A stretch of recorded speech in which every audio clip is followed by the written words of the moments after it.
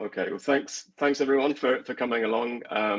It's really good to have everybody along as ever.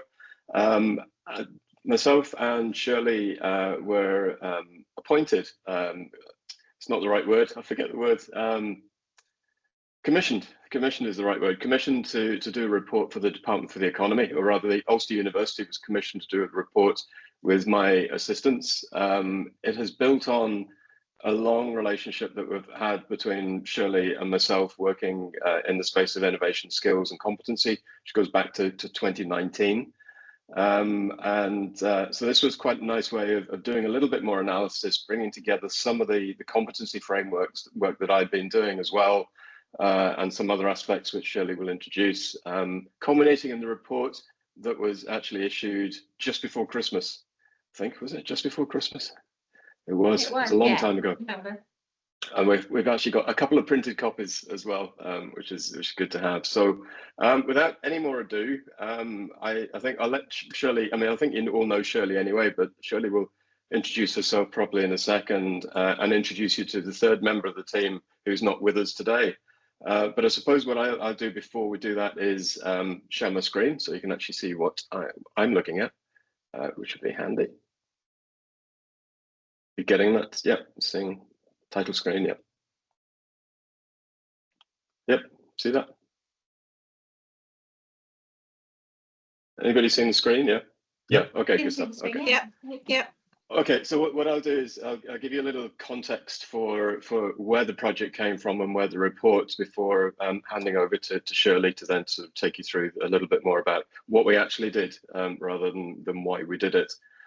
So we all know, and anybody that's seen me talking knows I talk about this stuff a lot, but we all know that innovation skills are hugely in demand, and whether it's a World Economic Forum, whether it's recruitment sites, it's government industry reports, innovation surveys, all of these things are all saying that innovation skills are absolutely essential.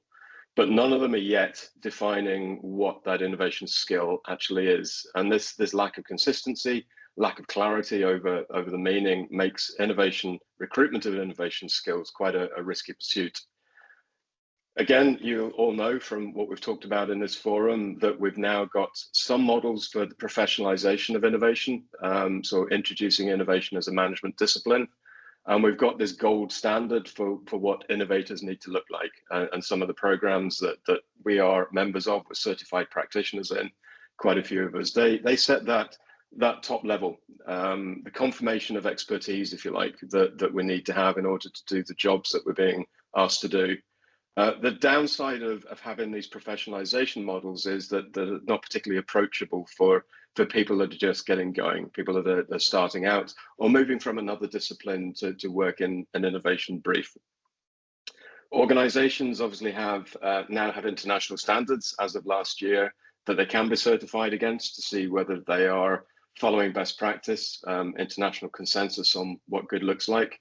But a lot of organizations that we've been talking to and that we would all talk to on a day-to-day basis, they don't want or can't afford to train their own experts.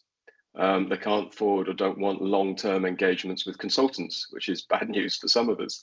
But what they do need is the skills to address their current needs, their current aspirations, and their current levels of innovation capability, maturity, if you like. There is some work being done to standardize those professional roles at an incremental level, so that you don't have to become an expert. You can be a technician, a manager, a specialist, an advisor, an associate, if you like. This is being run out of Italy. There is a national standard already. And it's a great step forward in terms of defining innovation roles. But these are innovation professional roles. They're not necessarily people who need to innovate as part of their day-to-day job. So there's still a gap in here. And equally, as an aside, the value of these innovation management roles, these innovation managers, still seems to be a little bit uncertain. I did this study for a bit of analysis for a presentation I did in London last year. And it was a co-pilot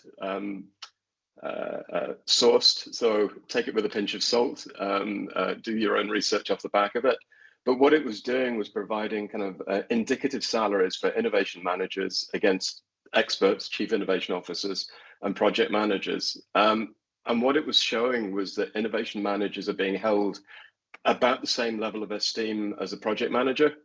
And I'm not dismissing the quality of project managers or what project managers do, but that's almost a commodity resource now.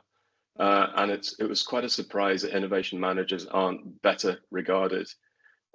Interestingly, in the UK, innovation managers are actually getting paid less than project managers, which says something. Not entirely sure what, but it does say something. The reason behind this is basically where this gap sits is that we don't really know what the innovation skills are. There is no consistent definition of what the skills are that somebody should have doing innovation as part of what they do. And equally, what organizations, companies, businesses actually need to do. So as a consequence of all of these things going on in the background, the university was asked to undertake some research into innovation skills within the Northern Ireland context. So it was a project and a report funded by the Department for the Economy. And Shirley and Mike asked me to get involved and provide some industry views into that as well. So Shirley, if it's okay, I'll hand over to you to give a little bit of context about the report itself. Sure, no problem. So we were funded back in the Department for the Economy in Northern Ireland, released a call for open innovation proposals to address at the time the 10X strategy in Northern Ireland in relation to innovation skills. The 10X strategy was developed by the previous minister in order to multiply economic growth in the region. So if you go to the next slide, Charlie, I don't think I can, I'm not sure if I can control them. Great, okay. So you all know Charlie. I myself am an engineer, innovator, worked for the European Commission, helped companies deliver about 45 million in funding for innovative projects, and developing their innovative value proposition was essential to that. So I'm not speaking today with any kind of an academic hat on at all. I'm speaking today with someone who is an explorer of innovation, and my current role is 20% of my time working with companies. So that's where I'm coming at it with. We worked alongside Professor Michael Brennan, who is a pioneer of transdisciplinary research. He's worked globally in South America and in India, and has written a number of book chapters on innovation for sustainable development, and he's really keen on green skills, developing co-creation approaches to innovation, and I'm working with users. So that's the background. We worked together before on Framework for Innovation Skills project, and then Charlie, if you go on to the next slide, I'm just trying to find it, the little button for the next slide. So that's great. So what we did then is we were tasked to develop a project that would meet the needs of the 10X strategy in relation to a changing world, which was a sustainable, more inclusive economy. Skills, importantly, for a contemporary, dynamic, changing labour market as we were at the time merging from a post-COVID era, and all about diffusing innovation to those companies who really, really needed it. And for the department at the time, it was about us providing them with an evidence base to develop a future economic vision. So this is kind of how we aligned it. So we aligned it obviously with regional priorities in Northern Ireland in terms of what's going on, aligned with the ISO international standard process that Charlie's talked to. And we adopted a co-creation approach for a prototype framework of skills, competencies, and importantly, industry sector use cases. So this is our triangulation of how we propose to go forward and identify the future skills need in a regional economy. Okay, go to the next slide. Thank you. Great.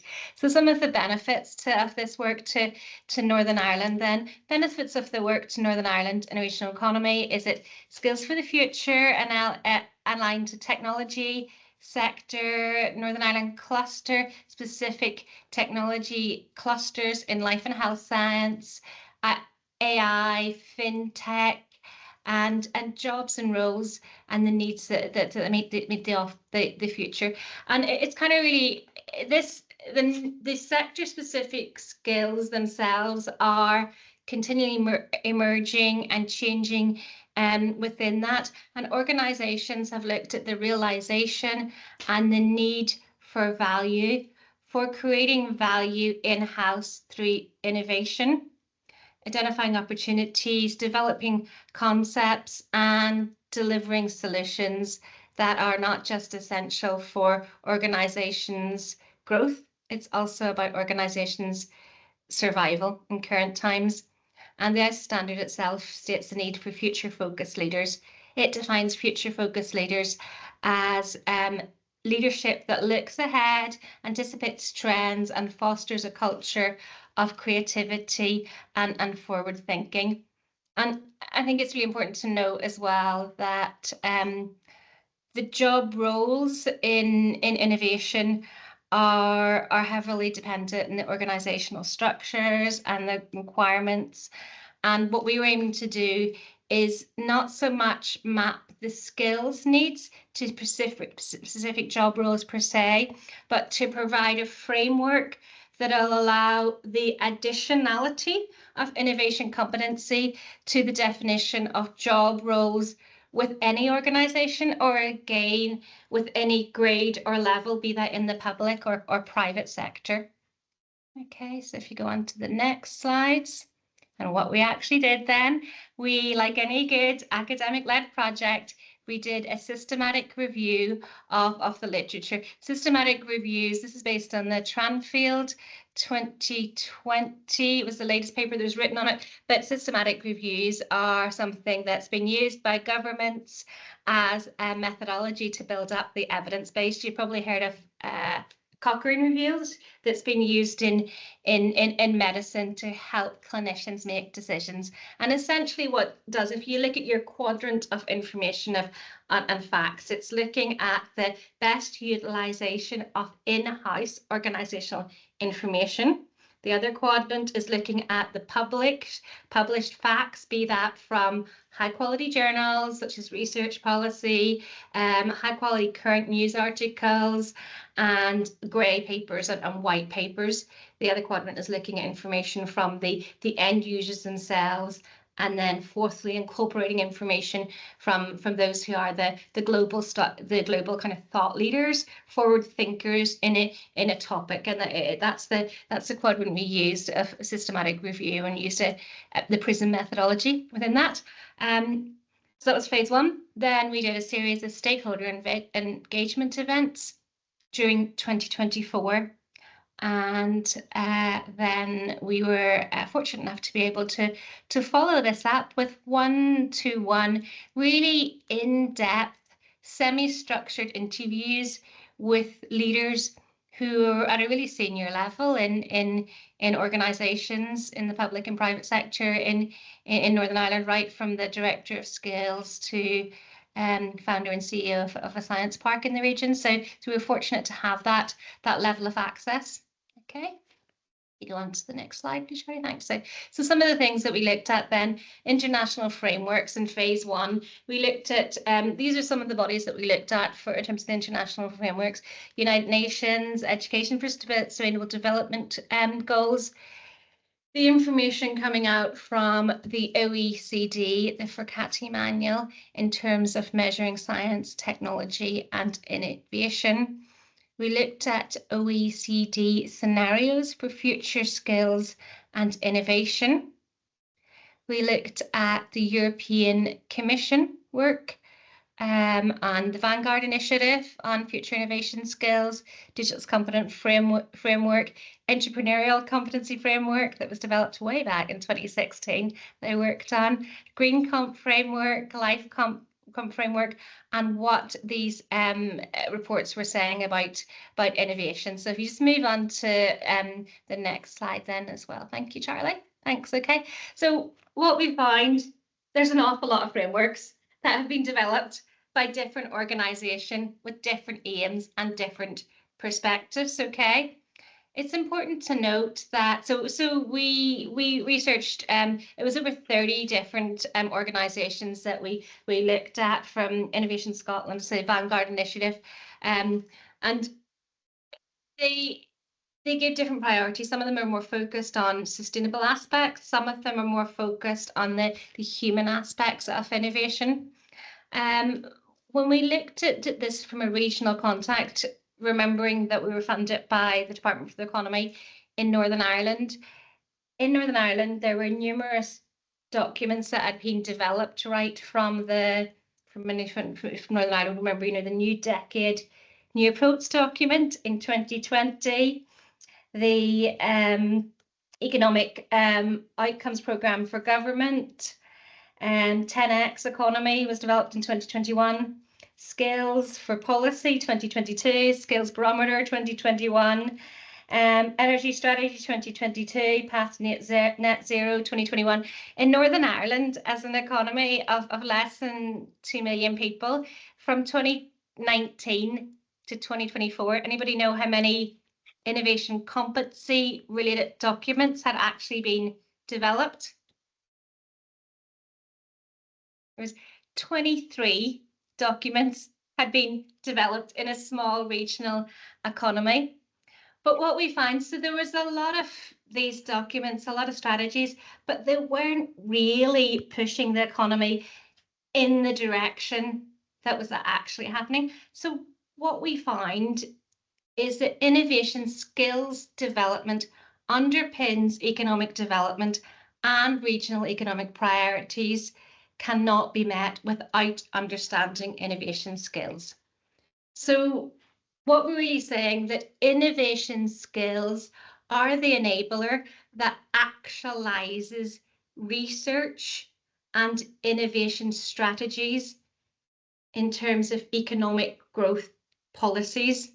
So if you were thinking I was going to draw on the whiteboard behind me, but I'm not sure it'll look too good if I've got my back to you guys. And so almost, it's like trying to make a car move forward without understanding the axle that actually connects the wheels to the car. So innovation skills, not innovation, because innovation can be ideation. The skills needed to repeat innovation is essential for realizing economic policy and growth in a region.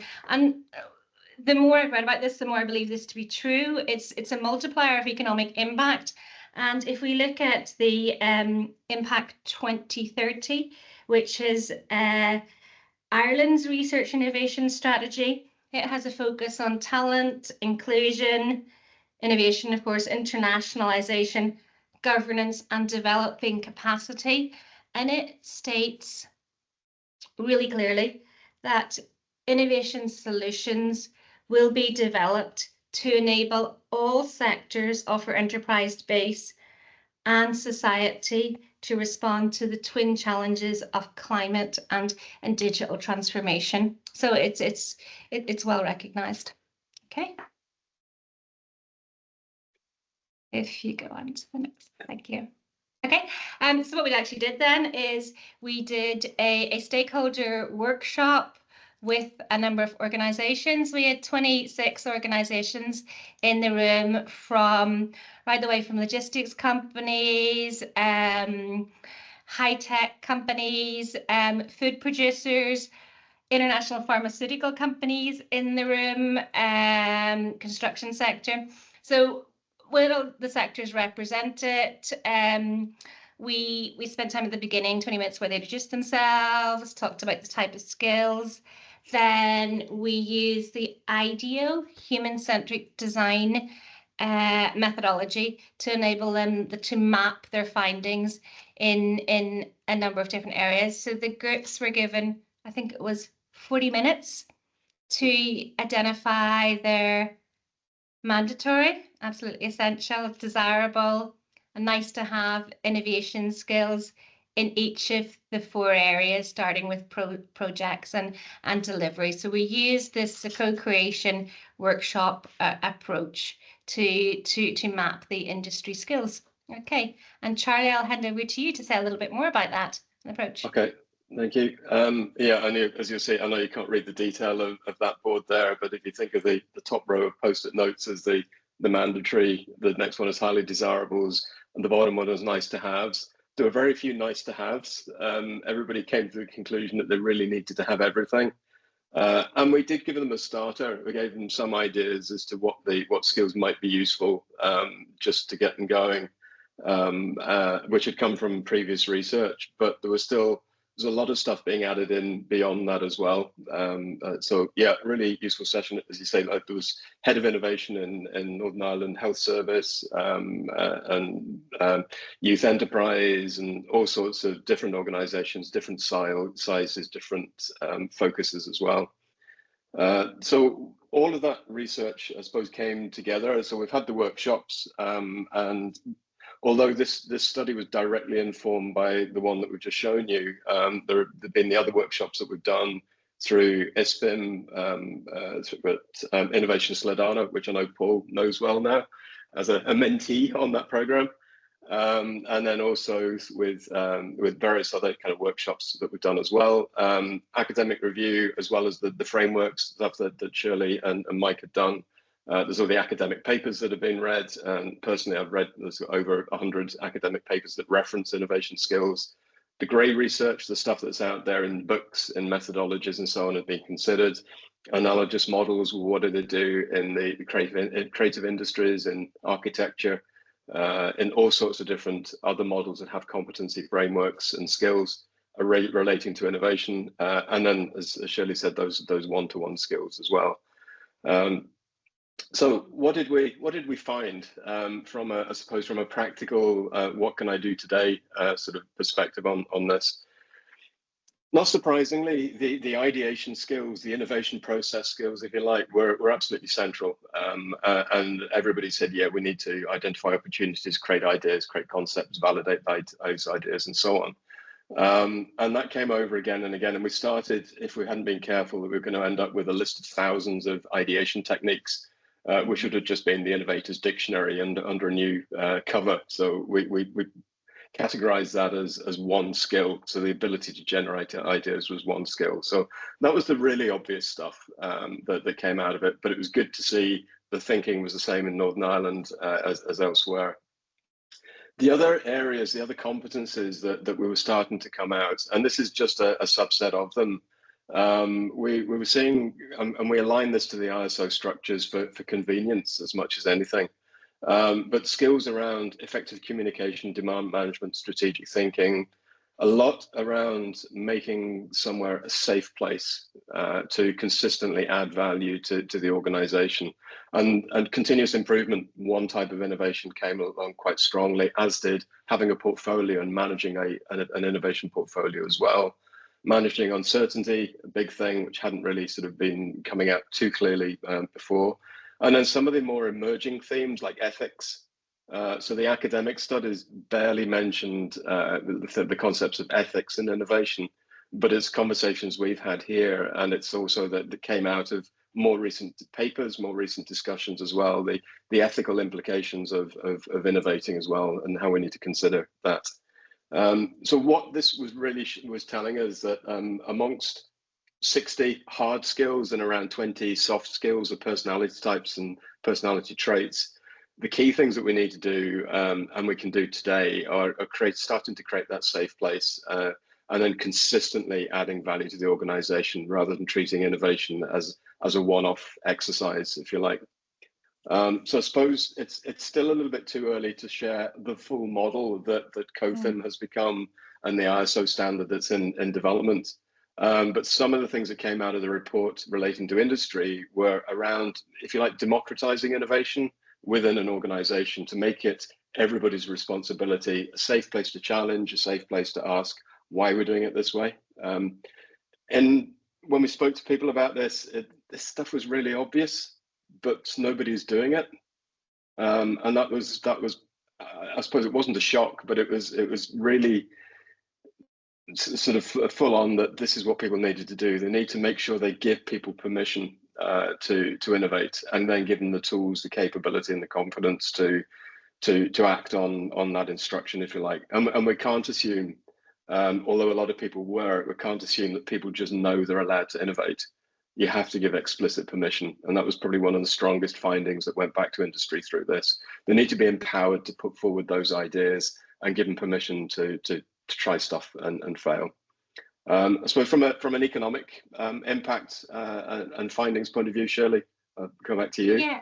Yeah. So what we did, you can see how here are our kind of matrix of recommendations at the end. So we mapped this to the economic priorities of Northern Ireland as a regional economy, and the views expressed through stakeholder engagement. So each recommendation is also linked to one of the global megatrends: sustainable development, Industry 5.0, where we all are at the moment, the co-creation of man and technology and the coexistence of that in Industry 5.0, as well as the need for global international competency frameworks. And then we've looked at each of the recommendations. So really, the first one I think is actually fairly obvious in terms of improving R&D performance, and that's linked back to the Frascati model and in understanding research and development needs that are sector specific, be that digital, ICT, creative industries, fintech, life and health science, and some of that work is currently ongoing with Belfast Region City deals. I'm involved in task and finish groups helping to define innovation skills within that. The second recommendation relates to innovation-driven enterprises, and that's the need to really develop strategic planning that embraces entrepreneurial opportunities at the earliest possible outset in terms of the transition towards the green economy. So engaging with high-tech, new technology startup firms, those that have kind of, global potential and extreme opportunities. Also the ability to be resilient at an earliest possible time frame and supporting them fully in terms of career learning and paths for innovation. And then our third recommendation kind of links to the need for fuller understanding of comprehensive innovation, which aligns with the United Nations, University in Maastricht, United Nations concept of inclusive innovation for sustainable development that is human-centric, sustainable, and resilient. Okay, and is inclusive of all, particularly those in underrepresented or vulnerable groups. The second part of really comprehensive innovation is the development of future skills work-based scenarios that demonstrate agility, interrelationship, and a systems perspective. And kind of then the third recommendation is what we're all doing here today, actually, is that ongoing engagement with international initiatives relating to generic skills and competencies for innovation to support greater understanding. And it's important to know that these three recommendations are then all underpinned by a bottom-up approach in the innovation ecosystem. Glad to see that Innovate Ireland is part of this innovation ecosystem, is supported by a logical framework that is results and action based. Okay, and this feeds back into the international work that Charlie's going to tell us a little bit more about and what we're hoping to do in the future. Okay, thank you. Yeah, so I mean, Northern Ireland sits in a pretty bad place. We know it does in terms of innovation. It's 12th out of the 12 regions in the UK. I don't think that's changed. There's been aspirations for 10 years to get at least 6th. We're still 12th out of 12. But I suppose the glimmer of hope is that Northern Ireland has the same awareness of the gaps that we've got in terms of skills that we're seeing internationally. And I suppose bringing it into the international picture, and Ireland and Northern Ireland Ireland is further ahead, definitely, in terms of innovation maturity. but the gaps that we're seeing in Northern Ireland are the same ones that we're seeing in Ireland and elsewhere. And there is a major piece of work to be done if we're going to democratize innovation competency outside of organizations, not just within a single organization, so building ecosystems and so on. And it's going to require coordination, collaboration between individuals who are looking to innovate, people like yourselves, ourselves, organizations that need those skills to develop, to survive, to grow. The education providers, whether academics or schools, both all levels of education, standards people, government policymakers, people creating the curriculums, aligning it to best practice, those kind of populating jobs and looking for jobs and so on. So all needs to be coordinated, which obviously isn't a minor piece of work. But that, in some ways, is what I'm looking at next, and Innovate Ireland forms part of that. Definitely, but the idea of putting together something that moves to democratize innovation competency on a global stage, but using the island of Ireland as the test case for it, proving the point here is to then scale out.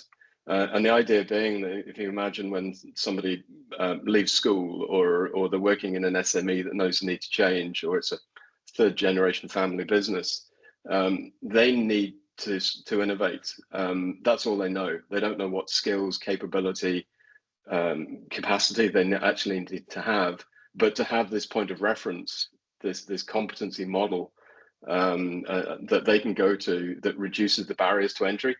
So they don't need an innovation expert. They don't need to become an innovation expert and spend a year doing an executive MBA. They can go and get the skills and competency they need today to solve the problems they have today. So if we can get to that point and have this equity of opportunity and competency and innovation, then those kind of sticky challenges of environment, economy, society are actually achievable. We can overcome those a little bit because everybody has started to develop the skills and the confidence to actually be able to do something about it. So sorry, I got off my hobby horse there. But that's coming, and that there'll be more news on that in the future. It's something that I'm looking at quite closely at the moment. So really just want to leave you with the link to the report if you haven't seen it or haven't had a chance to read it. It is a report produced for government, so it is a certain style and so on, as we know. But hopefully it is useful, it is readable, and it's accessible for anybody that wants to take a look, dip in and get what they need from it. So on that, I'll stop sharing the screen and just open up for conversation or questions. Yeah, Martin. Hi, thanks, Shirley. That's really interesting, and Charlie. Were there any interesting or unexpected responses during the workshops? I think you mentioned one there about the agreement that someone needs to do something, but people won't move. What's your sense of the crowd, as it were? Do you want to go first, Shirley, or I can? I don't mind. I think it's really interesting because some of the people that we worked, there may be people there who worked in healthcare for 30 years. So in the past, innovation in healthcare was something that was maybe needed, nice to do, but not so much essential. Whereas nowadays, the pace of change in digital technology, no matter what level you work at in healthcare, innovation is seen as understanding. Innovation is essential for all in that particular sector, and that realization is that they'd like to be able to do it, but really they really need to empower people in their team, not just with the skills, but the time needed to actually acquire their skills to make a difference to patients and to people, ultimately those at the front line, and to citizens. Mm-hmm. And I think for me as well, one of the it wasn't a surprise, but in some ways it was a shock that it's still the case, is that so many of the people coming to that workshop were still equating innovation to invention. Mm-hmm. And what we did, you might have seen it on that, I think we went through the Dublin areas for innovation and the IDEO levels of innovation very deliberately up front to broaden that definition of innovation for people. And as soon as we did that, people went, right, okay, okay, in that case, we need to do this, and we need to do this, and we need to have this skill. But so that there's still a massive gap there in terms of what the hell is innovation anyway, and getting that clarified. That is starting to change, and the comprehensive innovation was a term that Shirley used there. I mean, that is definitely being now used in the Department for the Economy here, where they're talking about comprehensive innovation as being that massive bit that sits between invention and academic research. And they've actually given it a name now, which is a good thing. Sorry, Shirley. Yeah, no, and I think as well, from the IT companies that were there as well, there was a need to, in the past, particular might have been, forgive my, like for those who are a lot more experienced in the software sector, there was often the intention that they brought people in to do innovation. Now it's seen as, essential in, one of the CTOs of large software company in Northern Ireland is that they're now embedding innovation in the induction processes for all of their graduate employees right at the start. So they're not necessarily, getting people to write down their ideas, but they're creating those serendipitous opportunities where people in the room can connect, develop ideas, develop solutions, and for them, they've more and more innovative ideas. So it's for them not so much getting the innovative ideas that perhaps they would have tried to source from external to their organization. It's picking the ones that are going to be successful and picking the winners from the many, many good ideas they have within their own organization currently. Good stuff. Thanks for that, Martin. Alan, I think you were next. Yeah, hi guys. Interesting conversation. I had a little bit of background, so I knew it was coming. So I was thinking about what aspects of this I was interested in, and we've seen a lot of the things around the competencies and the skills, and I think that's one side of it. That's the need side of it. That when you get under the bonnet, you actually sort of talk to people. They tell you these are the things that are relevant. But could I look at it from the other point of view, from the size and category of organization that actually does it well, and the people who engage and who actually do the things that some of the other people are going, oh God, we should do this. Because it seems to me if you go, too big, too far up the value chain, you've got a big multinational and they might have a lab, or they might have, Accenture, or they might have come in and sort of do their innovation as a specific function. If you go too small down the value chain, you're kind of with SMEs, and they kind of are probably, the ones who are really dragging down your results because there's a lot of them, and they kind of go ad hoc, willy-nilly at innovation. It's not really a continuous process. It's just a, sticking plaster type approach. So, but are there people who kind of is there a category, like a high and a low and a medium category of people who just kind of consistently, they seem to be getting the message and maybe getting with the program a little bit, whether it's an innovation management system, whether it's, engaging with innovation consultants, like what's the profile there look like? Sorry, my dog's joining in the background. He doesn't agree with me at all on innovation policy. I don't know if it's one particular type of organization, but it's people who are generally frustrated that they know there's got to be a better way, but don't quite know how to go about it. So I think you're right. The people with the big pockets, deep pockets, and big wallets can afford to bring someone in and have it done to them. Most of us aren't in the position of being able to do that and having the luxury of that. And that was a challenge that was put out to Intertrade Ireland and IDA and various others, and Invest, at an event I was a couple of weeks ago, where EY had done a report. And EY were actually saying, yeah, but most organizations can't bring us in to do this. They can't afford us. So it's on the support agencies, it's the responsibility of the support agencies to make this stuff accessible. And they're starting to see that, and they're starting to go, yeah, we need to make this accessible. But then they go back to, but what are we actually making accessible here? Because we don't know what it is that people need. So I think that's why this report and the other work that we're doing is really important in terms of informing those support programs and changing the way support programs work. So I haven't answered your question directly. I appreciate that, but I never do. I think it's not so much the size of the organization, because some, giant, organizations. You look at what's happened in the, the MasterCard accelerator space in Dublin. I know that's run the guys previously head of innovation in IBM that ran that. What they're doing is excellent. And there's also some SMEs at the forefront are doing it really well. So I think there's kind of two types of groups that are doing it really well.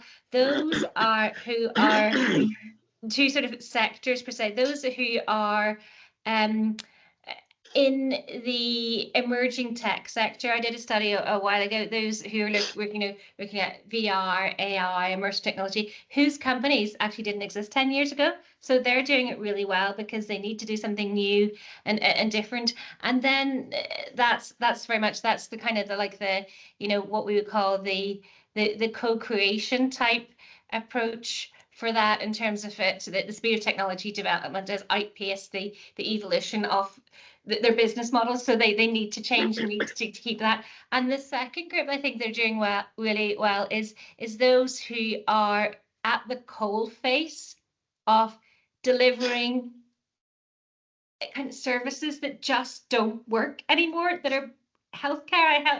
I know the guy who manages the emergency department in the City Hospital, because their patients are not getting sick. He gets his information from the doctors who are on the ground in the emergency service. So they realize the need that they do need to do things differently, and they're not there yet. But there's also some people I know in digital banking, because the branches are closing.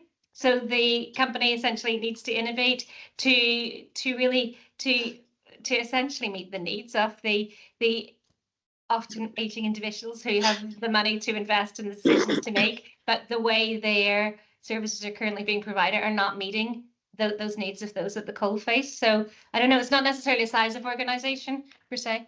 No, that's probably right. It was size, but also characteristics, because I think just to read back what I heard, I think there are people who innovate well because they're inherently innovative. They're a VR startup, or they're looking for new applications of augmented reality or something. It's kind of in their DNA or their personalities to be innovative. And then the other ones who are dragged to it, like the health services, and it's the same down here as well. I've been involved in a couple of HSE Spark type engagements, and it's because whatever they're doing is broken and they really need to look everywhere. And they're so desperate that they'd even consider innovation instead of doing what they're doing harder and longer hours and more miserably. Absolutely, that's fantastic. That does answer the question, actually. You're absolutely right, and it's the organizations that need to stop and take a step back, take a breath, and then approach something differently, and they never do because they're too busy paying the bills, keeping staff happy, and so on. So it's a difficult thing. Martin put the comment, it's moving from using consultants to continue inbuilt to having it built into company culture, and that's the people with the greatest need, not necessarily greatest awareness just yet. Bill, I know you're third on the list, but I think your hand went down and came back up again, but I'm going to come to you next. Yeah, thanks very much, Charlie. I don't know why my hand went down. I don't know, maybe the gremlins were telling me something. But anyway, first of all, I was very, very interested in the presentation. I thought it was an excellent presentation. Super work by Shirley and Charlie and Martin in Ulster University. Excellent stuff. My question, I suppose, my question stroke comment, which has been partially answered by Charlie and Shirley there in response to Martin's question there a few minutes ago, is back to the definition of innovation. We still don't have a universal definition of innovation. And even though your work is absolutely excellent, right, okay, what exactly, and this is no disrespect to what you presented and the work that you did, what exactly is it addressing? And I think somehow we need to have an agreed universal definition of what innovation is, or what the thing is that's being addressed. And that needs to be put out there so as everybody agrees. Like as you said, Charlie, when you talk to some of the people, stakeholders you're talking to, then once you explained that this is what this is about, they say, now I see what you mean. But why doesn't everybody else have that same understanding as what you explained to those stakeholders, like, you know? Yeah. So. Yeah, I mean, I think for me, I mean, the starting definition I always use is a variation on the one that's in the ISO. And I know there's the Oslo definitions and various other ones, but it's doing something differently to have an outcome that has a positive impact. Roughly, it's adding value, and it's value, not money, because it's not all about money. It could be societal impact and so on. So it's doing something different that that creates value is my starting point. But I've worked in so many workshops that are cross-disciplinary, cross-sector, and so on. And everybody in the room has at least one definition of innovation, and they're all different. So it's a classic. You ask 12 people and you get 20 different answers. So the first thing generally I would do in any session is find out what innovation means, or make people define what innovation means to them, starting from it's about doing something different to what you do today, or bringing a new idea into something where it hasn't been used before to generate value. If you're doing that, then you're going to be innovating. So that's just my views. I know there'll be lots of views in the room on this one. And I think what Charlie said as well, it's just that it's not, people tend to automatically equate innovation with new. But what Charlie said in the sentence is not so much the new in that sentence, it's the actual, I think doing is the most important word. And I always think it's really the action or the process of innovating. Solutions obviously that need to meet a real world need, but then those that have a positive impact and value. We're looking at sort of some of the Alexander Osterwalder type work, but if you look even at definitions of sustainability development at the minute, those that which meets the needs of the present without reducing the abilities of future generations to meet those needs. It's an action. Innovation is a verb as opposed to something that's just a noun in doing. So that's what I always think about that. It can be seen as complex, but actually it's the action of innovation that is most important for organizations today, the process. If I can just add a comment there just before I step down, is that, I mean, obviously yourself, Shirley, and Charlie have been through the knot in this one now already, because you've had to go and look and see, well, what exactly does innovation mean? So you've been there, okay? And what you're saying is quite correct. The trouble is that the uncleaned masses out there still don't know what it is. And some where I got a lot of problems sometimes is with policymakers, both at the EU and at the national level, because of their lack of understanding of what it is. And Shirley, you quoted I think it was either Shirley or Charlie quoted the Ireland 2030 plan, which has innovation all over it, right? Okay, but when you read it, I have to laugh at times, because it's very clear that whoever wrote some of that stuff doesn't have a clue what it is that they're writing about. Okay, and this has the knock-on effect of holding industry people back from engaging with the innovation process. And also when it goes to getting funds and everything else, there's an interpretation of innovation which is just so different, okay, that you as the writer of the proposal, I don't mean you, Charlie and Shirley, but one as a writer of proposal has their own definition of, well, I'm doing something that's innovative here, but the reviewer or assessor, because he or she is being paid by the government agency or whatever, has the government agency view of what it is, and unfortunately they don't always comply or be compatible. So we still have a big job to do on that particular aspect of it, I think. We do, and there's a lot of conversations to be had. There's a lot of cups of coffee to be drank around the table to discuss this. I mean, I'm not going to mention which agency it is, but one of the support agencies in the north, every time I talk about innovation, it's you need to speak to so-and-so. And I go, I honestly don't, because that's how you used to do innovation. That's invention. So I'm actually meeting the chair of the support agency next week for a cup of coffee to try and explain to him what innovation means in its broadest sense, in the hope that that will start to disseminate down through the organization. But it's right at the top level that we need to be communicating this, so that people kind of get it and go, okay, so we're going to broaden our position. And anybody that does innovation and has innovation on their website will know, even talking to a web developer and trying to explain what innovation is. So they go, okay, so it's about making companies grow, is it? And we'll go, oh, well, that's one use case. So you're going to put it all about growth? No, it's not all about growth, and it's just everywhere. But that's kind of the nature of it. So I'm conscious with 2 more questions, and we only like 7 minutes. So I can talk on Owen, this one. Yeah, okay. I've got to Paul first, then, and then we'll finish up with Owen. If that's okay. Sure. Well, thank you for the presentation. It's really, really interesting, and I'm personally very interested in the competencies that are required to sort of go into innovation, because that's kind of the direction I'm going myself. But one of the things that I do want to ask about is, have you looked into the difference between the competencies required to innovate internally within a company and innovate externally?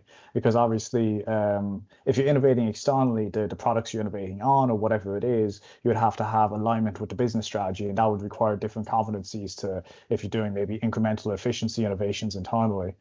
So I'm just wondering, have you explored that, and if so, what differences have you noticed?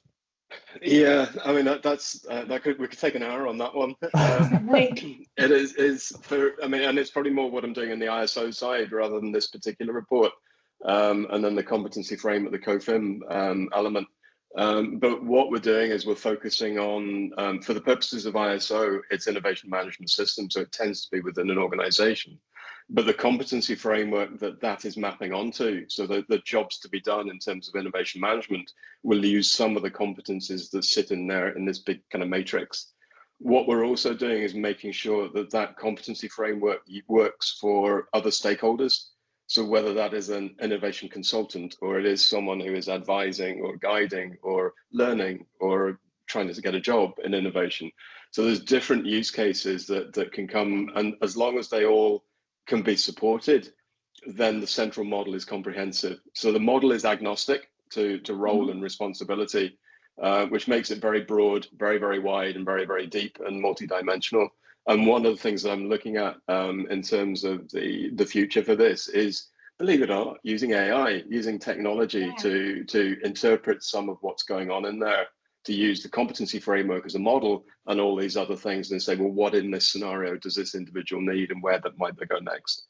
So very kind of broad, very quick answer to that. Sorry, yeah, Shirley. It kind of depends as well as whether you're, I was actually having the conversation with my 50 PwC students this morning, actually, and it's whether or not it's generative or it's evaluative in terms of where you are in the doing and the process of innovation. So I kind of come from the school of thought that a lot of innovation needs to be more generative. Okay, so in generation of ideas out, within the organization from a new startup firm type, as opposed to evaluative, which is a lot of the external innovation that's done is where it's evaluating of a chatbot or a new process to a new area or a new business model. So I kind of think of it that way, whether it's evaluative innovation or generative in terms of that. And there's AI can be applied in different scenarios, whether it's picking winners or the generation of new winners for new markets that I hadn't even thought about yet.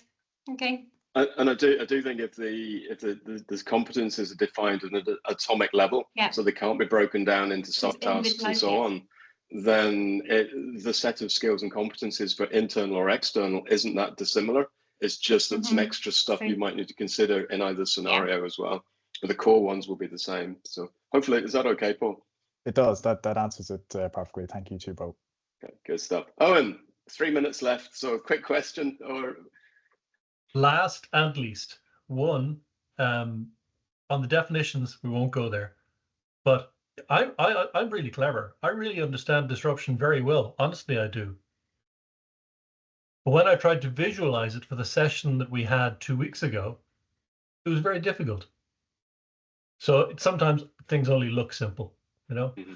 So, I mean, that's really neat question. How do you visualize disruption or innovation or something else specific? That's a really simple question to ask with some really hard answers. 2, again, Paul, congratulations, our first mentee on Innovate Kun's Leodarna mentorship program, where you've been matched up with our good friend Vilo Janssen. And of course, we're looking forward to an update, if not several, from you over the next 10 months. So there's something to look forward to. And yes, there's a question, but you won't get time to do much of an answer. You were looking at skills. And we talk about skills and competences and capabilities, and you could frame this lots of different ways. Were you able to think at all or reflect at all in the different aspects in terms of There's a skill, and then there's how you acquire it. And then there's learning to do or learning about, and then there's actually applying the skill and learning something by doing or learning it in the classroom. Were you able to do anything with that that you can sum up in 10 seconds? Again, not in this report, but in the ISO one. So yeah, I mean, there is the skill, there is knowledge, and there's experience, and there's something else, tasks as well. So they all come together to build competency. And I in some ways, if we're building a skills framework, it'd be so much easier because we can concentrate on the list of skills. Yes. Competency is so much more complicated. Shirley, I don't know if you want to. Yeah, I'm still thinking about the first question. How does one visualize disruption in terms of that? So, some issues in terms of disruption, are almost quite complex, and one needs to be incredibly well informed to be even undecided about them. That's a little bit of a get out in terms of that. But take a look at some of the work by Giles and socioeconomic transitions. I can send you some really nice. So in terms of the transitions, and a lot of that's what we're doing in sustainable innovation is similar to disruptions that need to occur intrinsic to an organization to dramatically shape their innovation pathways. So he's done some really nice diagrams on that I'll share with you later, Owen. Okay. Fantastic, and if they could make it into a post on the portal, even better. But I can do that. Yeah. No problem. Can I make a... Sorry, Phil, yeah. go ahead. Sorry, I was just going to make a suggestion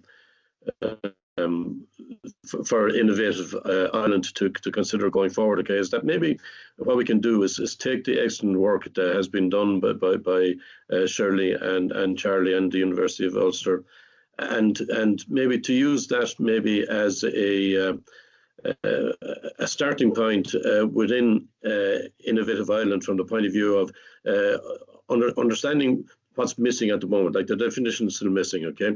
And then what do we as an organization do in order to help that understanding, okay? And some of the other gaps that are there, like what Owen just asked there, what can we do as an Innovative Ireland entity to get that message out there? I don't know if that makes sense. Does that make sense? Yeah, it does. It does. And I've been going out to some external groups like the Competency Framework group that I have to ask some questions. And you're right, I should have put the same questions into this community as well. So I will do that moving forward. And that was about, does he see things make sense? Is this the right level of competency levels? How should we define them and so on? So that's something I should be asking this group as much as an external group as well. So thanks, Bill, definitely. Thank you. And how we communicate it, that's an ongoing challenge that we're trying to work out with the future of Innovate Ireland generally, is just how can we best serve what is needed. So it's a very good point, Bill, and one doesn't look like we're making progress on, but I think we are. Yeah, we're getting there. So thank you. Thanks very much indeed, everyone. We've run over. Yeah.